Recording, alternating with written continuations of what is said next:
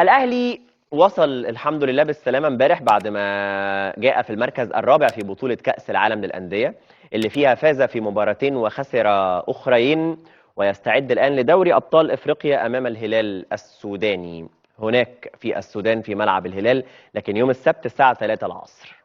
راحة يومين، النهارده اليوم الأولاني منهم. لعيبة المفروض بقى تهدى جدا بدنيا وذهنيا علشان تبدأ التحدي الجديد كما جاء في الصورة اللي نشرتها صفحات الأهلي الرسمية على مواقع التواصل الاجتماعي النهارده. ايه اللي قاله مارسيل كولر بعد آخر مباراة بعد انتهاء البطولة رسميا في كأس العالم للأندية للعيبة قبل ما الفرقة تبدأ تتحرك علشان ترجع للقاهرة؟ تعالوا مع بعض نستعرضوا كيف جاءت نقاشات السويسري مع لاعبي الفريق المصري. قال: معلوماتنا انه كان غاضبا للغايه عقب الخساره من فلامينجو، وتحدث مع اللاعبين بلهجه حاده على غير العاده. الحصول على المركز الرابع بحسب تصريحاته ليهم او كلامه معاهم لا يعكس المستوى الذي قدمه الفريق منذ مطلع البطوله واهدر المجهود الذي بذل في المباريات الاربع. الاخطاء الفرديه وغياب التركيز كلفت الفريق عدم التواجد في المباراه النهائيه او على الاقل حصد المركز الثالث.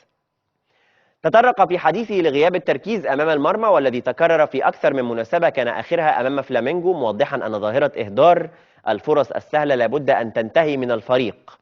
معلوماتنا أن حديثه لم يستمر طويلا، لكنه طالب اللاعبين في النهاية بضرورة التعلم من الدرس والقتال على البطولات التي يخوضها الفريق هذا الموسم. طيب، قبل ما نسيب الأهلي أقول لكم أنه مارسيل كولر عايز حارس مرمى. هل ده علشان الشناوي مش عاجبه؟ لا، علشان يعرف إذا احتاج إنه يبدل الشناوي يلاقي حد يلعبه. يعني هو من الآخر شايف إن الشناوي رقم واحد بالنسبة له، وإن البدلاء بتوع الشناوي مش على قدر التحامات ومباريات الأهلي حاليا.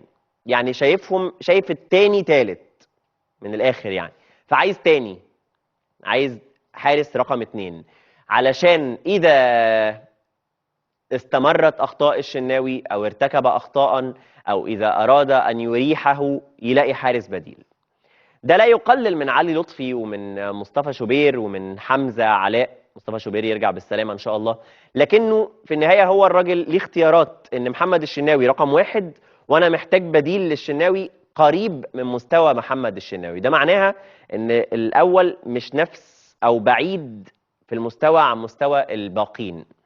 محمد الشناوي كان ليه بعض الأخطاء في بطولة كأس العالم للأندية، لكن وجهة نظري أنا دايما إن هو رقم واحد اللي من غير بديل ده لازم هيجي له وقت وهيهتز، وانت اللي هتبقى في ورطه ان انا مش هينفع اقعده لان هو رقم واحد، وفي نفس الوقت طب ما انا حاسس ان محتاج اقعده بس مش عارف اقعده. فمحمد الشناوي له الكثير من النجاحات، بل ومن اسباب نجاحات عديده حققها الاهلي، لكن في النهايه كولر بدأ يتواصل، كان تواصل من فترة وبدأ يتواصل من جديد على فكرة استخدام حارس مرمى في فترة الصيف للنادي الأهلي.